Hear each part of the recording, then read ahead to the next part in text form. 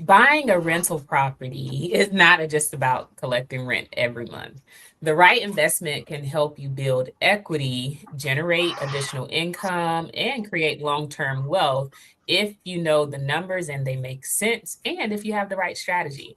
Guys, thank you for tuning in to our episode of Teach Me Tuesday. We are going to talk all about real estate investing, purchasing your first rental property. I know a lot of times we kind of talk to the, prospective home buyers that want to get out there and buy their first home. But today we want to kind of switch it up and talk to those who may want to really get into investing and buy their first rental property. So let's kind of jump right into it, guys. We have the crew here today. All three of us is present to talk about this great topic. I know Wilmot, you love this topic. You talk to a lot of investors. Gavin and I, we're like little baby investors. We gonna stick our little toe in it, and we're slowly building our portfolio. So why do people invest in rental property, guys? Why do you think that's even a thing? And why do you feel like it's an attractor to some? Who want to tackle that one first? Will might like to, he like to grab that mic like 5 heartbeats. Go ahead, brother. Man, Like put you on the so spot. it's a good. I heard this guy. Y'all might have heard him say this before, and well, you might have heard his name before. His name is Grant Cardone, right? Hmm. And he says you want rental income for the drip, for the drip, For the you know, drip. for the Okay. drip, not the drip like this drip, right? Like, but the constant drip every month of Thank you for income. clarifying. You know what I'm saying? The Right. constant drip. You want the drip. Yeah, you want the drip. I know what drip you talking about, but you want the constant drip every month of rental income every single month. And I see what he's talking about. The residual income coming Right. in. I gotcha. Right. So the monthly rental income. So that's what I'm gonna start off with, guys. I don't know if y'all want to comment on that, yeah, or Yeah, not. no, I mean, to add to it, I mean, I think another reason people invest in in rental in properties and want rental income is also the equity growth. I mean, people want to Mm, build generational wealth, and there's no better right. way to do it than off of the back of real estate. So I Mm, think that's Yeah. another solid one. And then last but not least, I think sometimes people, they don't think about right away the tax benefits of having rental property as well. If you, kind of depends on what tax bracket you're in and you're looking for a way to kind of offset what you got to pay back to Uncle Sam. right. Having some rental property allows you to write off stuff legally, so that you can kind of, maybe get a refund back or definitely curb your tax bill. So you don't want to Right. sleep on the tax benefits as well. That's always a good one too, because there's so many different tax strategies. We won't go too far in the weeds with that one, but just to kind of not belabor the time, let's jump into number two. So, what should you consider before becoming a landlord? So if you put yourself in the shoes of, okay, hey, I want to be um, a first time rental property owner, a first time investor, I guess. I mean, can you call yourself an investor if you only own one property? Yeah, Maybe Absolutely. if not. you make an investment, you're an investor. In I my guess so. I opinion, guess if you, as long as you invest in something, you're an investor. So right. let's call it that. So let's say you're your baby, investor. What should you consider before you become an actual landlord? What are some things, Gavin? I think this was a big one for us. Like what were some things that you would say as a tip to a first time landlord? Well, I mean, things that you want to consider is like, how are you going to find a tenant? For one, Yes. um, it's one thing that to definitely go out and make an investment and own something, but Right. to see Right. the return, you got to get a tenant in there, and you got to figure out, is that something you're willing to do yourself, do the legwork to get a tenant, or are you going to now pay somebody to do that?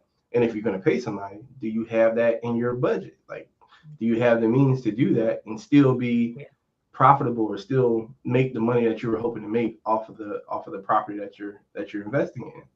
So that Yeah. was my biggest thing. Like, Yeah. how are we gonna get somebody in here? Yeah, but it's not just anybody, right? Because you want Right. the right person, right? You want the right tenant. You can get some bad tenants that, don't Mhm. take care of your place or don't pay on time or has all this drama going on. And so it can cause a ripple effect of other things. I think for us personally, that was a big lesson is how do we secure a good tenant? Because I mean, I know we talked about in previous episodes, like all these things, but not to say all, but a lot of renters have bad credit. And maybe that's one of the reasons why they're renting. And Mm. so, as a landlord, you want to be able to, secure a tenant, and most landlords sometimes are a little bit more lenient on the credit aspect. We don't want someone who's been, truly evicted and has like all this other stuff going on, but we want to kind of still gauge, can they truly pay this rent and pay it on time, and things like that. Woman, what do you see? Do you help your investors who do more long-term, rentals or whatever, find tenants, or do you kind of not touch the property management side too much? No, I don't. I don't touch the property management side, and for reasons I'm already busy in sales or what. So I don't. Don't get me wrong. There's a place for that. I've seen people be able to do sales and also property manage in the lawful Mhm. way. I'm gonna make sure that's clear in the lawful way In the because I don't, lawful I don't think way. you What I don't what does think you that can mean, practice. lawful way? I don't think you can practice. And correct me if I'm wrong. If someone's out there watching me, but I do know that it's a thin line. You can't say I'm gonna be a property manager and be a real estate agent and sell. So it's either you Mm, got to pick one or the other. I know with property managers, if you get your property management license, you can't sell real estate, but if you get your real estate license, you can property manage as well. yeah, Okay, I so didn't know that. uh, Okay. yeah, so you just gotta know the laws when it comes to that. And, I know some real estate companies have their own property management sector in there that property manage. Mhm. But get back with the question. Before becoming a landlord, I think you gotta determine what kind of landlord you want to be. You know, do you want to be hands-on? Meaning Mhm. you the one managing the tenant. You the one making sure everything is fixed. You the one answering the calls at 1 o'clock in the morning when something goes out. You know what I'm saying? Is that you? You gotta understand, is that the type of person, type of investor I want to be? Some people like, man, fine, I'm cool with that. I don't want to pay a maintenance pay for property management or whatever. But me personally, I think a great property manager is worth every single dime. You know what I'm saying? Because I don't be wanting to worry about that because my thing is I want to buy more and I know I can't handle all of my properties and I'm still doing my day job. So yeah. That's a good point. I love it. I love it. All right. So let's go into number three. So, what type of property is best for a first investment? So, Mm. like, should a first time investor buy a single family home, a condo, a townhome, multifamily duplex? Like, how would Mm. they know which one would probably be the better bang for their buck? Probably is the best way to say that. Well, I mean, I don't think there's a one fit all type Right. scenario. I Right. guess it depends on that investor and what they're looking for. I think it, me personally, if a good opportunity came out there where there's a multi-unit property, like 1 to 4 units or whatever, um, I would say, man, that might be a good start, just simply because you may be able to benefit from more revenue, because you'll be able to have more tenants in that property. Or I Mhm. mean, if it's a single, for those who are just getting their feet wet, if you're going to be doing it yourself, and you may just want to deal with one tenant at a time. Mhm. Uh, so Mhm. it could just be a single family or a condo or whatever is going to best meet your budget in purchasing it. Because Mhm. again, going to get a 2 to 4 unit, investment property might be a little bit more expensive than going to get a 2 bedroom condo, or a 2 bedroom townhome or something and renting that out. So it's just up to the investor. Yeah. What do you think, Wilma? Did you want to weigh in on that one? Yeah, I think I can go a lot of different ways with this one. But I think that I don't want people to get scared of when they hear multifamily or multi-unit. I think when you first hear that, you're like, oh man, I don't know. That sounds like a lot. But I want you to look at it from this standpoint, okay? From a risk standpoint. If you have 4 units, right? Of course, like Gavin said, most likely it's probably gonna be more expensive than just buying 1 unit, okay. But if you got 4 units and you got 4 tenants in that unit, that's good income. But guess what? If one tenant moves out, guess what? The mortgage is still getting paid. Maybe even if 2 tenants move out, guess what? The mortgage is still getting paid, Right. or even one more tenant moves out. Guess what? Some of that mortgage is still getting paid. But if you Yeah. only have 1 unit and you got a mortgage on that property, guess what? Someone got to pay the mortgage, So yeah. so This is true. so so if you look at it from a risk standpoint, guys, it's like you got more upside, and your risk is kind of slightly lower when you have multiple tenants taking care of the mortgage, and also profiting from it as well. So Mhm. just a different perspective. Hopefully that, Yeah. that it makes sense.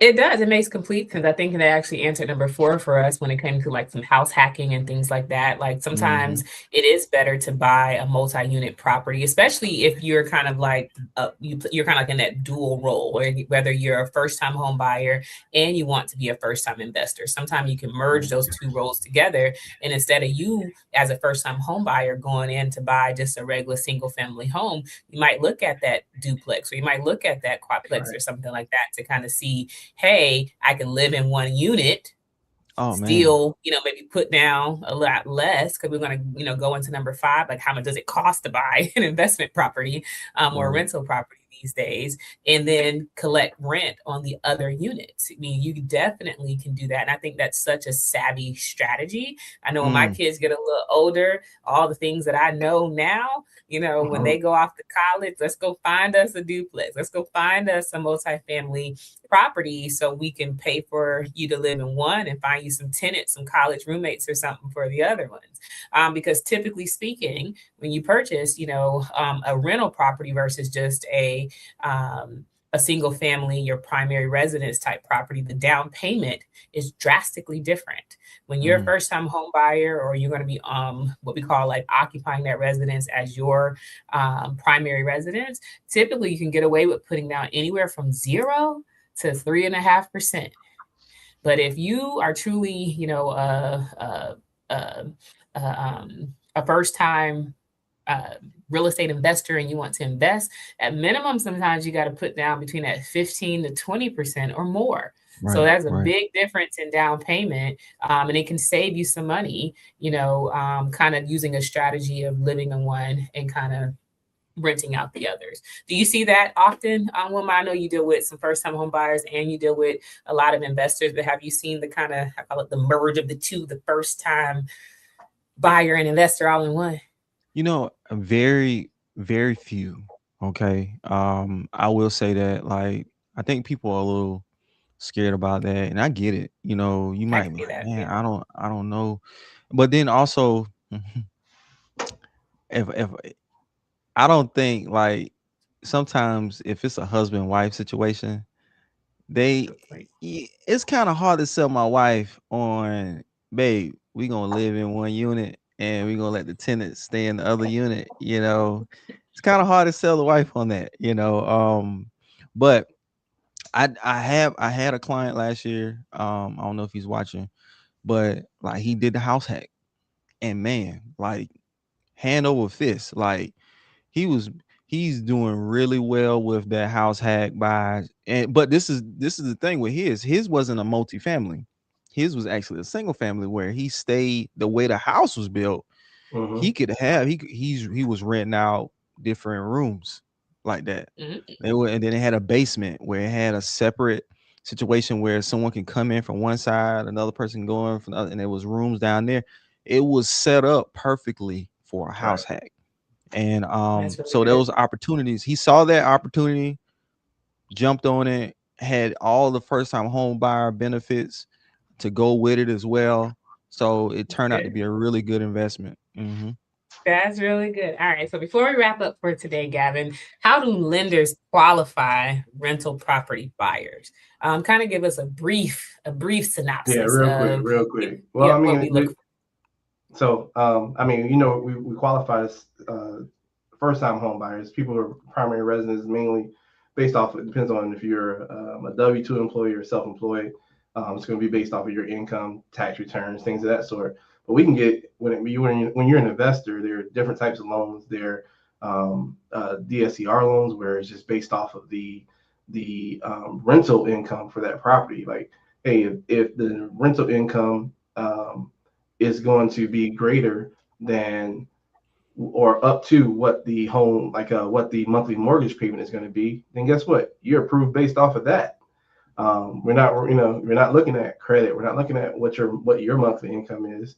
But then you have, but if you are a 1099 employee or you are a self-employed, we look at it. We can look at do a bank statement loan as an investor. We can do a 1099 loan to where, yeah, you may write off a lot of your income, but hey, on those 1099s that you got for the last 2 years, we'll look at that and take an average of what your gross income was and calculate it that way. So there's some savvy ways of not necessarily having or showing on what you file or what you in your regards to your taxes, but other ways that you can still qualify to be an investor or to buy an There you investment. have it, guys. So just kind of keep in mind that your first rental property definitely don't have to make you rich overnight. You definitely can put together a plan and some strategies in place to kind of help you budget for, this rental property that you may be looking to do so. If you guys ever have any questions about this or anything mortgage or real estate related, please feel free to reach out to any one of us on any of our platforms, and we'd be more than happy to help you guys. We'll definitely thank you guys for tuning in. We ask you guys to check us out on our next episode. Have a great day.